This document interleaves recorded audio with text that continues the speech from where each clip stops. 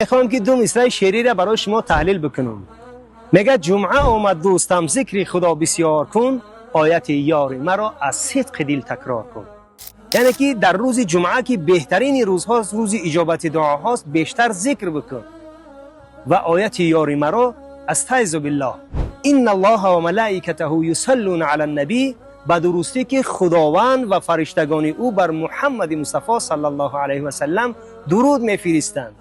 یا ایها الذین آمنو، ای آن نفرانی که ایمان آوردید، صلوا علیه و سلموا تسلیما، یعنی که در زیباترین صورت بر محمد مصطفی صلی الله علیه و سلم درود بفرستین. اللهم صل علی محمد و علی آل محمد، یعنی که در این روز جمعه بیشتر ذکر بکنید و صلوات بفرستید. امین. اللهم صل علی المصطفى، اللهم صل علی المصطفى.